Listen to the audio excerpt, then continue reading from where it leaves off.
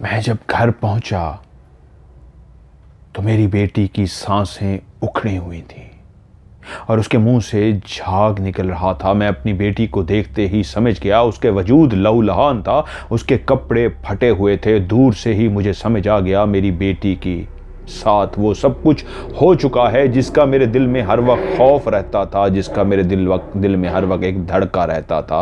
मैं भागता हुआ बेटी के पास गया और मेरी बेटी ने चंद जुमले बोले जिससे मैं समझ गया कि उस चौधरी के बेटे और उसके 3 दोस्तों ने मेरी बेटी के साथ वो खेल खेला था कि जिसके बाद मेरी बेटी ऐसी टूटी कि उसने घर में रखे हुई वो जो स्प्रे की बोतल थी वो पूरी पी ली थी। जल्दी से मैंने अपनी बेटी को उठाया और उसको बचाने के लिए भागा, लेकिन शायद बहुत देर हो चुकी थी।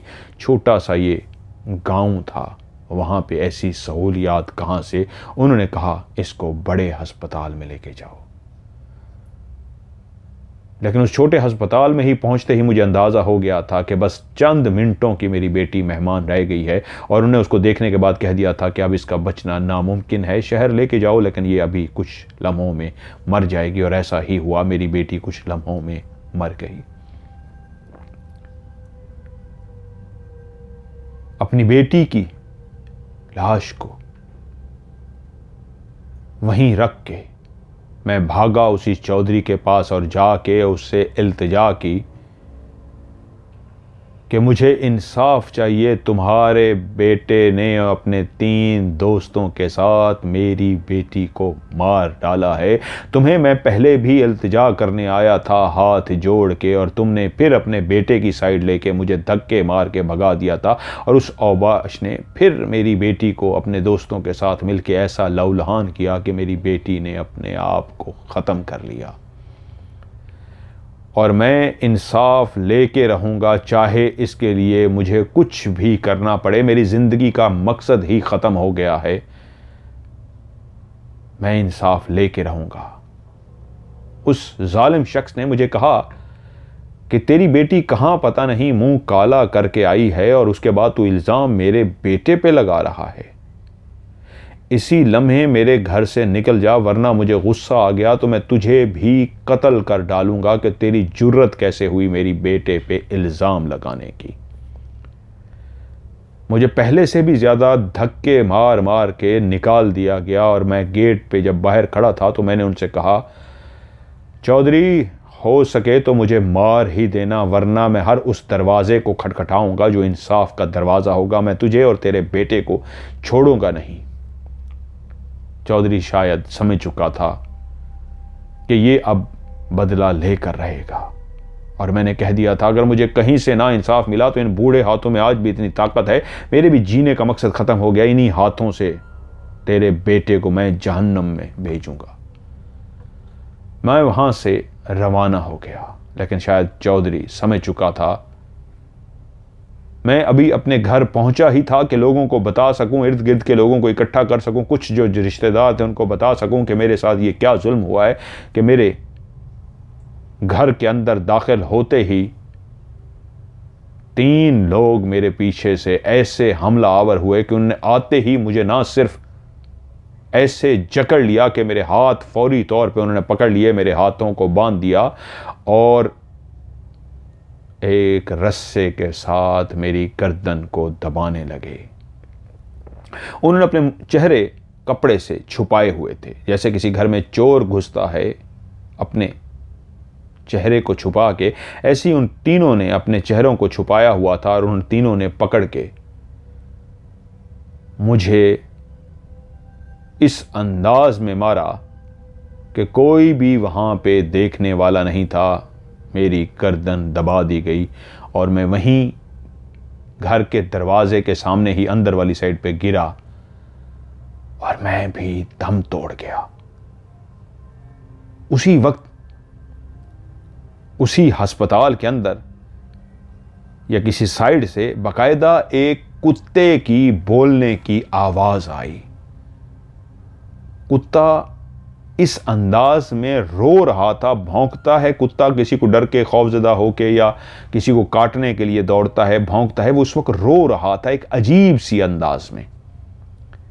और उसी लम्हे जब कुत्ता एक अजीब से अंदाज में रोया है तो वो शख्स अपनी गर्दन को साइड पे करके इर्द गिर्द देखता रहा है और आवाज को सुनने के बाद बोला है, जानते हो जब ये जानवर इस अंदाज में रोता है तो ये देख लेता है कोई और भयानक मखलूक भी आई है, और जब कोई और मखलूक आती है या कोई ऐसा वजूद आता है, कोई ऐसी आत्मा आती है, कोई ऐसी चुड़ैल, कोई ऐसी डाइन, कोई ऐसा जिन, तो ये इसी अंदाज में रोता है। हाँ, सुन रहा हूं, हाँ अब तो मैं देख भी रहा हूं, किसी और के भी जाने का वक्त आ गया है, हमारे साथ कोई और भी जाएगा। और वहीं पे राशिद बैठा बिल्कुल गुमसुम सा, उसका सांस लेना भूला हुआ था कि ये कैसी कहानी सुना रहा है बाबा, मुझे डरा रहा है, क्या बातें कर रहा है। क्योंकि वो बता रहा था मेरी बेटी मर गई और मुझे भी इस तरह फंदा मार के, गले में फंदा डाल के रस्से से उन्होंने तीनों ने मार दिया। तो राशिद इतने हौसले में आया कि मैं अस्पताल में बैठा हूं, इर्द गिर्द लोग हैं, मुझे डरना नहीं चाहिए, किसी वीराने में तो नहीं हूं। फिर भी उसने डरते डरते पूछा, आप अगर मर गए तो यहां कैसे बैठे हैं? तो वो अपनी जगह से खड़ा हो गया और बोला, इसी अस्पताल में हम दोनों को लाया गया है, मुझे और मेरी बेटी को। हम दोनों का ही इसी अस्पताल में पोस्टमार्टम हो रहा है। मेरा पोस्टमार्टम हो चुका है, मेरी बेटी का पोस्टमार्टम होने वाला है, थोड़ी ही देर बाद उसका पोस्टमार्टम होगा। कोई जाने वाला है। हमेशा डरना तो सिर्फ इंसानों से डरना, इंसान से खौफनाक कोई चीज़ नहीं है इस दुनिया में, ये उसने कहा। और इस अंदाज में चलना शुरू कर दिया उसी सिमत जिस तरफ अदील और वो लड़की बैठे हुए थे। वो उनके कुछ करीब गया और अपनी जगह पे खड़ा रहा। राशिद वहां से खड़ा होकर थर थर कांपना शुरू हो गया कि ये माजरा क्या है, ये बुजुर्ग मुझे डरा के गया है, कैसी कहानी सुना के गया है, ये क्या सीन है। जैसे ही वो बुजुर्ग उस जगह पे जाके खड़ा हुआ जिसके थोड़े फासले पे अदील और वो लड़की बैठे हुए थे, तो उस लड़की ने जैसे ही उस बुजुर्ग को देखा, वो अपनी जगह से खड़ी हो गई और चलती हुई उस बुजुर्ग के पास आ गई। और जैसे उस बुजुर्ग के पास आई, वो दोनों चलते हुए अस्पताल के दरवाज़ा जहाँ से पहले अदील और वो लड़की दाखिल हुए थे, उसकी राइट साइड पे जो दीवार थी, उस दीवार के करीब जाके खड़े हुए।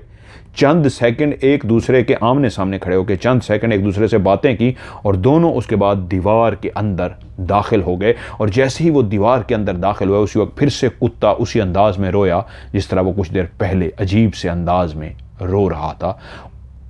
राशिद खड़ा ये मंजर देख रहा था कि इतनी देर में अदील उसके पास आ गया और उससे बोला, क्या देख रहा है, क्या हुआ है? तो राशिद थर थर कांप रहा था। अदील से बोला, भाग यहां से, फिलहाल भाग यहां से, क्योंकि उसके दिमाग में एक फिक्रा गूंज रहा था, कोई और भी हमारे साथ जाने वाला है। तो राशिद की कपकपी तारी हो गई थी, क्या मैं मरने वाला हूं, क्या मैं जाने वाला हूं, क्या होने वाला है। उसका दिमाग मौफ हो चुका था। वो कहानी सच इसलिए उसको समझ आ रही थी। वो दोनों दीवार के अंदर गए थे। उसने कहा, अदील पीछे बैठ, भागना है, निकलना है फिलहाल यहां से, प्लीज बैठ जा। अदील समझ गया कुछ अजीब सा है। वो भागते हुए तकरीबन दोनों बाइक तक पहुंचे। उसने जल्दी से, राशिद ने बाइक स्टार्ट किया, अदील को कहा पीछे बैठ। उसने पीछे बाइक पे बैठ गया और उसने बाइक तेजी से चलाना शुरू कर दी। अदील शायद समझ चुका था कि अभी वो ऐसी कैफियत में है, बताना नहीं चाह रहा था। बाइक चलाते अदील पीछे से बोला, आहिस्ता चला यार, आहिस्ता चला। कि उसी वक्त राशिद के मोबाइल की घंटी बजी। थोड़ी देर के बाद घंटी बंद हो गई, फिर से घंटी बजी, बजते बजते बंद हो गई, तीसरी दफ़ा बजी, जिससे राशिद को लगा कोई इमरजेंसी है जो बार बार फ़ोन कर रहा है, कहीं घर वाले ही ना हो। परेशान होकर उसने बाइक एक साइड पे रोक दी। पीछे से अदील बोला, देख ले यार, पता नहीं किसका फ़ोन है। उसने फ़ोन कान से लगाया, कॉल सुनी और वहीं पे गिरा और बेहोश हो गया। जब राशिद की आंख खुली तो वो अस्पताल में था। उसने देखा उसका दोस्त अदील उसके साथ बैठा है। अदील ने उसको होश में आते देख के कहा, शुक्र है तुझे होश आ गया, क्या हुआ था तुझे? उसने इर्द गिर्द इस अंदाज में राशिद ने देखा जैसे पूछना चाह रहा हो, क्या मैं अकेला हूं? तो उसने कहा, नहीं, तेरे मम्मी पापा भी हैं, वो अभी आते ही होंगे, वो डॉक्टर से बात करने गए हैं। लेकिन क्या हुआ था? और उसको वो मंजर याद आ गया कि कैसे उसने वो सारी कहानी सुनी थी, वो सारा कुछ उसको याद आ गया। वो बाबा याद आ गया, वो उस लड़की को जाके दीवार के अंदर आर पार होता हुआ याद आ गया। और उसको वो आखिरी लम्हा याद था जब वो बाइक पे दोनों दोस्त तेज़ी से जा रहे थे और उसको बार बार फ़ोन बज रहा था। तो एक कॉल आई और जैसे ही उसने फ़ोन पे यस किया तो अदील की आवाज़ आई, किधर है तू? 2 घंटे से मैं तुझे ढूंढ रहा हूं, तेरा फ़ोन भी बंद जा रहा है। मैं ताया को देख के फ़ौरन बाहर आ गया था, लेकिन तू उस जगह पे था ही नहीं।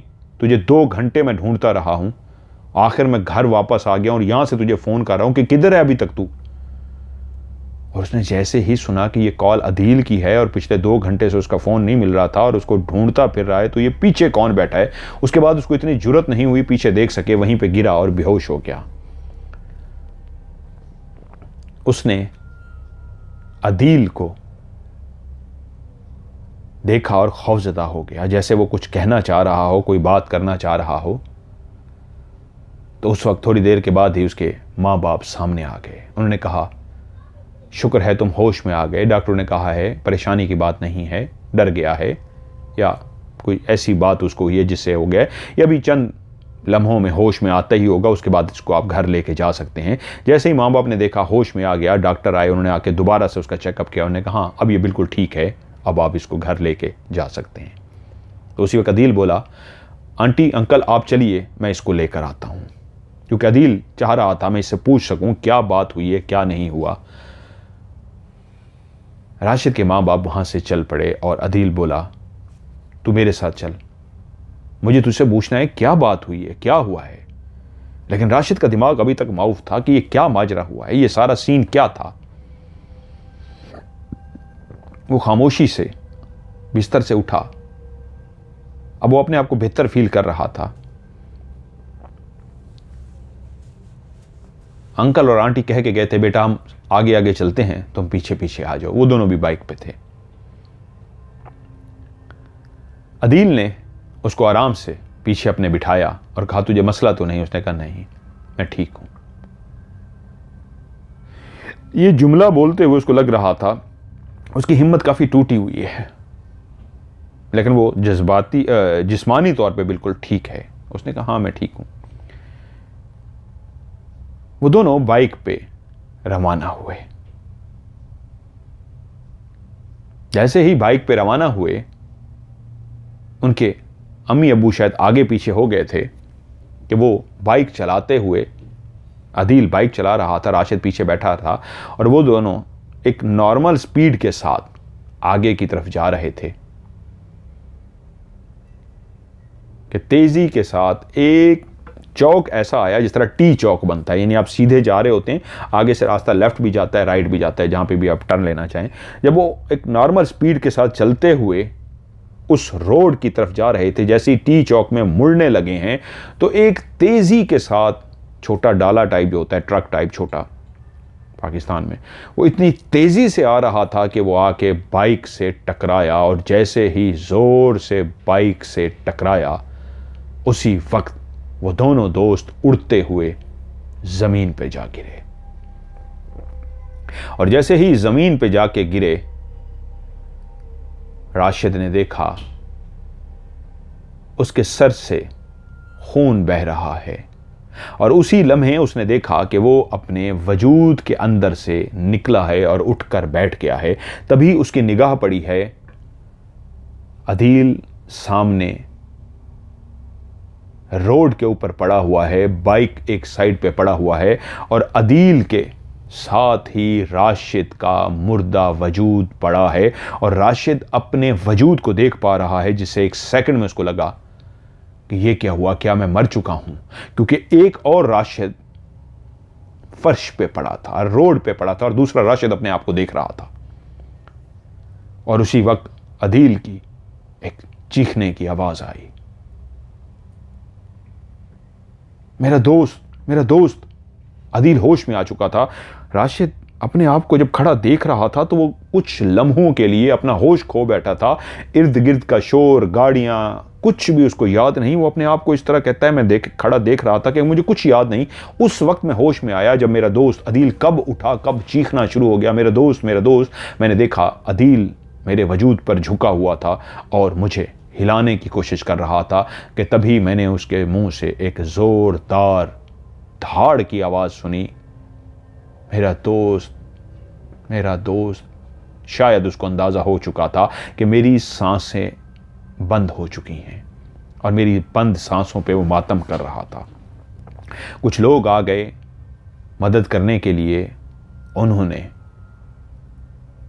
मुझे उठाया, एक गाड़ी में डाला। अदील भी मेरे साथ उस गाड़ी में बैठ गया और मैं ये सब कुछ अपनी आंखों से देख रहा हूं। मेरा उस मुर्दा वजूद को गाड़ी में डाला जा रहा है और मैं भी चुप करके उसी गाड़ी में बैठ गया हूं।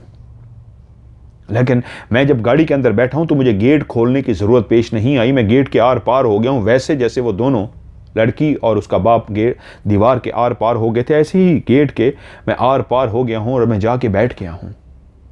आगे वाली सीट खाली थी, ड्राइविंग सीट पे ड्राइवर बैठा हुआ था, साथ वाली उसकी सीट खाली थी। पीछे अदील था और मेरा मुर्दा वजूद। और मेरे मुर्दा वजूद को लेके एक अस्पताल में पहुंचे। एक स्ट्रेचर लाया गया, स्ट्रेचर पे मेरे उस वजूद को डाल दिया गया। मेरे सर की लेफ्ट साइड से खून बह चुका था बहुत ज़्यादा और खून वहाँ पे जम भी गया था। कान तक खून में भीगा हुआ था। मेरा पूरा कान जो था वो खून में भीगा हुआ था और सारी साइड पे यहाँ खून बह बह के जम चुका था।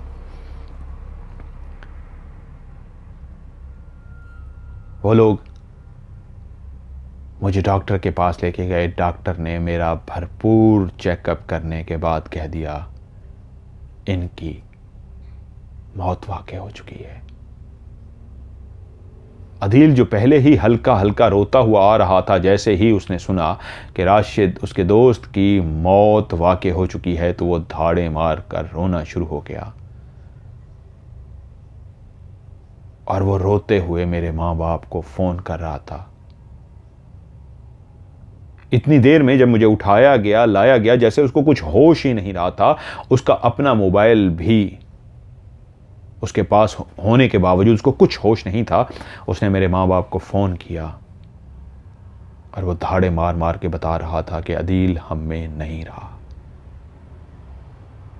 और मेरे माँ बाप थोड़ी ही देर के बाद अस्पताल पहुंच गए। आते ही वो धाड़े मार मार के रोते हुए आ रहे थे। अंदर दाखिल होते ही उन्होंने मेरे मुर्दा वजूद को देख लिया था। उनका बेटा मरा हुआ उनके सामने था और वो धाड़े मार के रो रहे थे। और मैं साइड पे, उसी अस्पताल की एक साइड पे खड़ा ये सारा मंजर देख रहा था। मेरी माँ बहुत ज़ारो कतार रो रही थी, मेरा बाप भी ज़ारो कतार रो रहा था। मैं आगे बढ़ा, अपनी माँ के कंधों पे हाथ रखा कि माँ को बताऊं, माँ मैं पीछे खड़ा हूं। लेकिन मेरे हाथ मेरी माँ को टच ही नहीं हुए। ऐसा लगा जैसे मेरे हाथ मेरी माँ के वजूद के आर पार हो गए हैं। मैं फिर से अदील के पास गया, शायद उसको एहसास दिला सकूं कि अदील ये देखो मैं सामने खड़ा हूं। लेकिन अदील भी मेरे वजूद को महसूस नहीं कर पा रहा था। मैं इर्द गिर्द किसी चीज़ को देख रहा था, किसी चीज़ को गिरा सकूं ताकि इनको पता लग सके मैं यहाँ हॉस्पिटल में मौजूद हूं। लेकिन मैं किसी भी चीज़ को हाथ टच करता तो मेरा हाथ उस चीज़ के आर पार गुजर जाता। और अब डॉक्टरों ने कह दिया था आप इसको यहाँ से ले जाएं। मैं वहाँ पे खड़े हुए इतना अंदाज़ा लगा चुका था कि मैं मर चुका हूँ और वजूद मेरा सामने पड़ा है, मेरे माँ बाप मेरे मुर्दा वजूद को लेके जा रहे हैं और मैं खड़ा किसी भी चीज़ को गिरा भी नहीं पा रहा, एहसास भी नहीं दिला पा रहा कि मैं यहाँ पे मौजूद हूँ, किसी को टच भी नहीं कर पा रहा। और मेरे मुर्दा वजूद को अब एम्बुलेंस में रखा जा रहा था। और जैसे ही मेरे मुर्दा वजूद को उन्होंने स्ट्रेचर पे रख के एम्बुलेंस में डाला तो मैं भी उसी एम्बुलेंस में जाकर बैठ गया। अब उस एम्बुलेंस में दरमियान में मेरा मुर्दा वजूद था, एक साइड पे मेरे माँ और मेरे बाप बैठे थे और एक साइड पे मेरा दोस्त अदील और मैं बैठा था।